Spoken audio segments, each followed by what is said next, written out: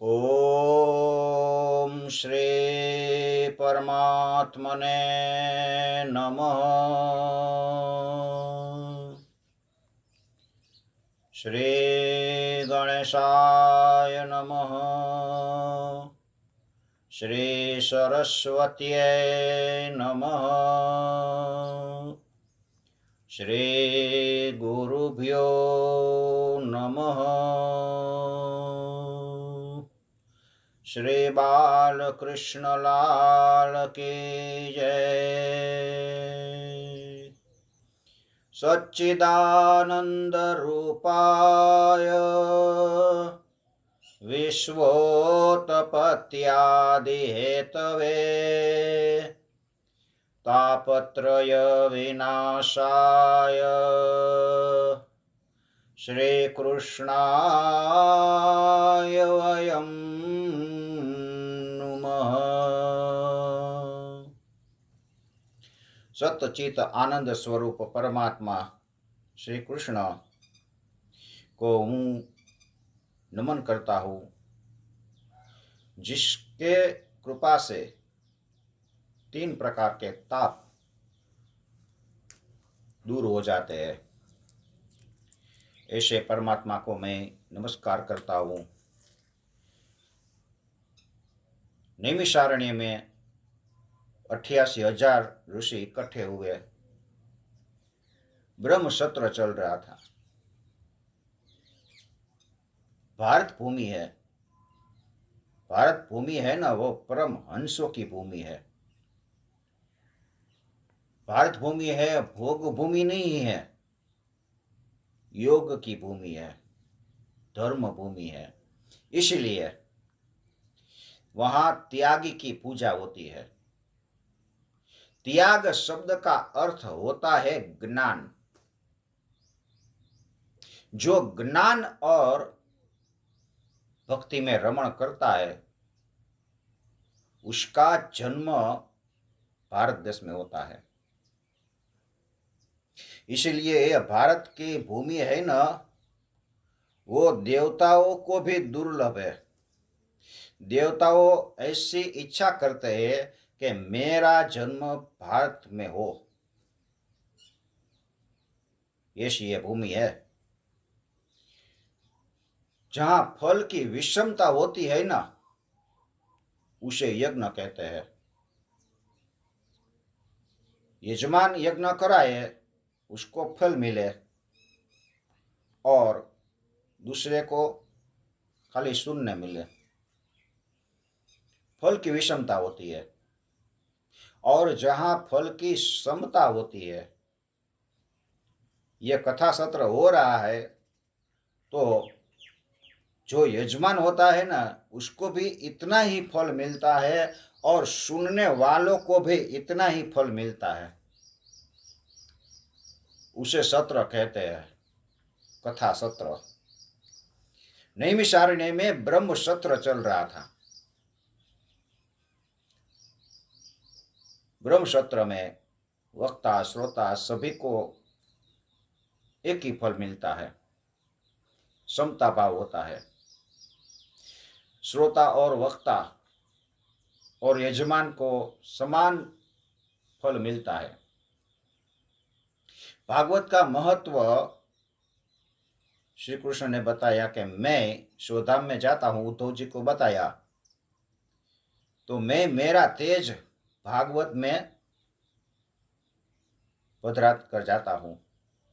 जो मेरे भक्त है, भागवत के शरण हो जाएगा, उसको कलयुग सता नहीं सकेगा।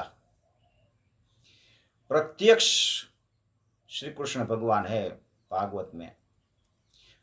रोज भागवत का पाठ करे, रोज भागवत का 1-2 श्लोक सुने और गाइए। वंदन से भागवत की शुरुआत की है। प्रभु का हमारा पर कितनी कृपा है। ऐसा सोचो कि प्रभु ने मुझे मन दिया है, मैं लायक हूं।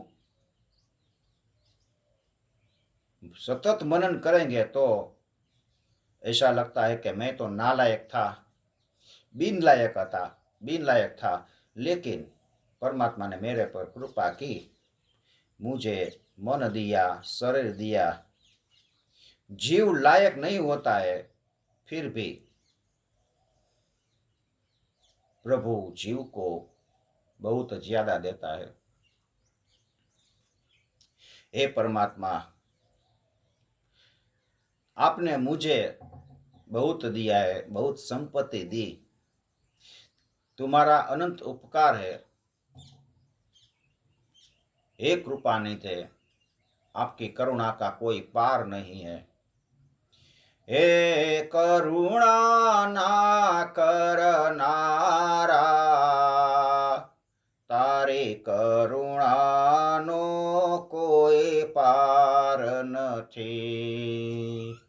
હે સંકટ ના હરનારા, તારી કરુણાનો કોઈ પાર નથી। मैं तुम्हारा ये जो उपकार है उसका बदला वाड़ने के लिए मैं असमर्थ हूं। मैं तो तुमको वंदन करके ही आत्मसंतोष अनुभवता हूं। वंदन करने से अभिमान दूर होता है। अभिमान का जो भार होता है ना, वो भार हल्का हो जाता है। घर से बाहर निकलो, प्रभु को वंदन करके जाइए। दाखिल हो तब प्रभु को वंदन करे। ठाकुर जी का रूप, लाला का रूप घर में विराजमान करिए। जीव थोड़ी ही देर परमात्मा से विखुटा पड़ जाएगा तो विषयों है ना, उसके छाती पर चढ़कर बैठ जाएंगे। जब तक हमारे हृदय में कृष्ण है, तब तक हमें कोई काम नहीं सता सकता। और हृदय में कृष्ण का चिंतन निकाल देंगे, तभी काम हमारे पर हावी हो जाता है, काम आके बैठ जाता है। इसलिए विषय वासना से बचने के लिए मन में कृष्ण का, ठाकुर जी का स्मरण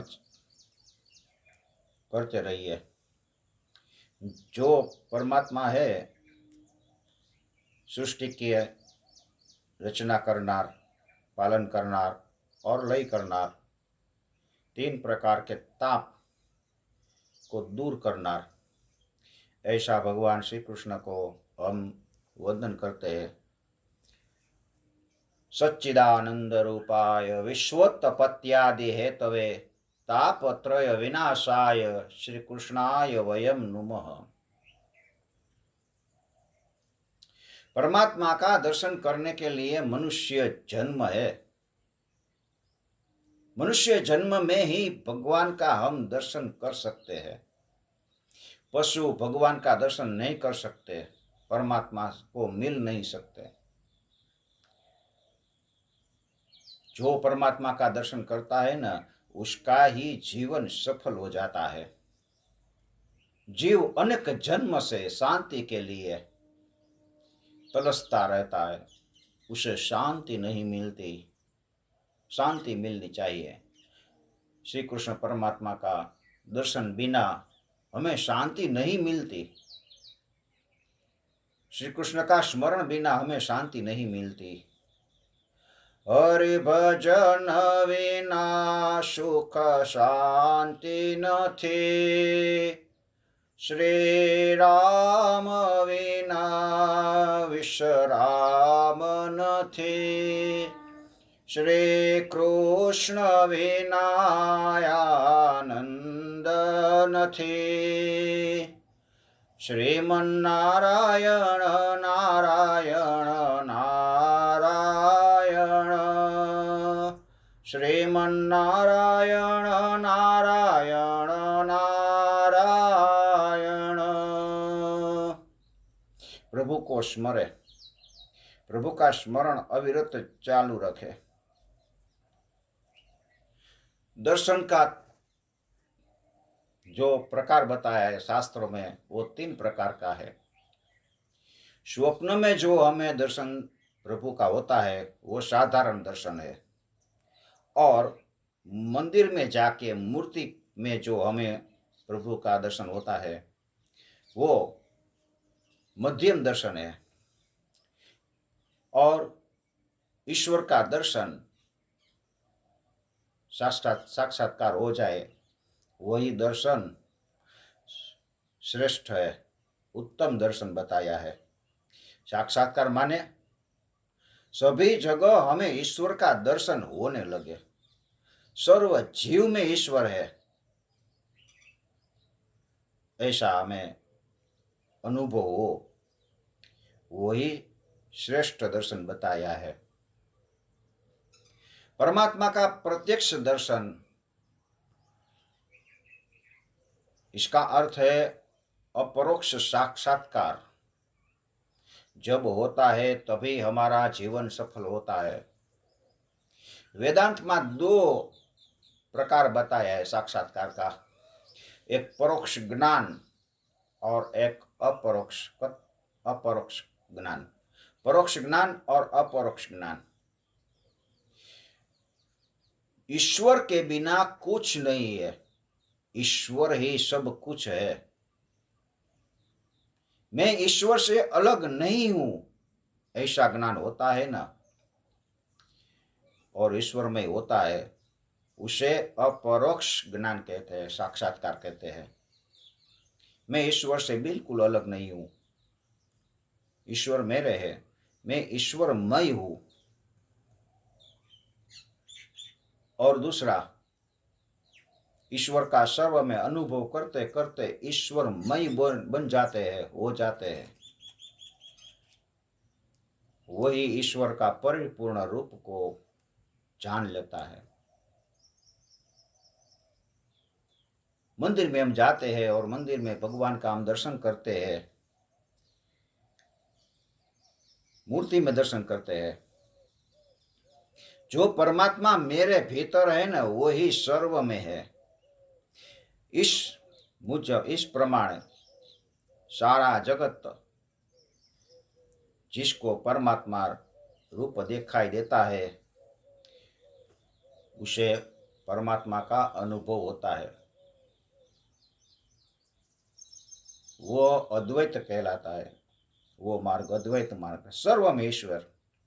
द्वैत मार्ग में मैं ईश्वर से अलग हूं, ईश्वर मुझसे अलग है। अद्वैत मार्ग में गोपियों कृष्ण का चिंतन करते करते बोलती है, कहती है कि मैं ही कृष्ण हूं। गोपी गीत में कहती है ना, मैं ही कृष्ण हूं। इस तरह कृष्ण का सर्व में अनुभव करते करते गोपियों कृष्णमय हो जाती है। जिसको खुद के अंदर परमात्मा का दर्शन होता है ना, वह जीव ईश्वरमय हो जाता है। और जिसे खुद के अंदर परमात्मा देखे वह पछी ईश्वर से अलग नहीं रह सकता, वही ईश्वरमय हो जाता है, ईश्वर में मिल जाता है। यही भागवत का रहस्य है और भागवत का रस यही है, भागवत का फल भी यही है। गोपियों को उद्धव जी कहते हैं कि श्री कृष्ण तो मथुरा में आनंद से विराजमान है, आप चिंता मत करिए। गोपियों ने उद्धव को कह दिया कि तुम तो ऐसा कहते हो कि कृष्ण मथुरा में आनंद से विराजमान है, लेकिन कृष्ण तो सर्वव्यापी है, वो मथुरा में कैसे विराजमान होते हैं? देखो, मुझे तो ये झाड़ पर कृष्ण बांसुरी बजाते बजाते दिखाई देता है। ये यमुना का घाट है ना, वहां घाट पर कृष्ण बैठा बैठा बांसुरी बजा रहा है। जो दिखाई देता है, मुझे दिखाई देता है। ऐसा गोपियों ने कृष्णमयी जो चिंतन किया है, ऐसा हमारा चिंतन होना चाहिए। ऐसा चिंतन होने से परमात्मा उससे अलग नहीं हो सकता। घड़ा होता है ना, घड़ा, उसके अंदर जो घटाकाश होता है वो बाहर नहीं निकल सकता, लेकिन जब घड़ा फूट जाता है तो घटाकाश है वो पटाकाश में मिल जाता है। इस तरह ज्ञानियों परमात्मा को त्याग नहीं सकते, छोड़ नहीं सकते। सूरदास को तो बाहर भी परमात्मा दिखता है, अंदर भी परमात्मा दिखता है। परमात्मा का दर्शन करने के लिए शास्त्र में अनेक मार्ग है, लेकिन भागवत का दर्शन अलौकिक है। इसीलिए भागवत सुनना चाहिए, पढ़ना चाहिए, मनन करना चाहिए। श्री परमात्मने नमः।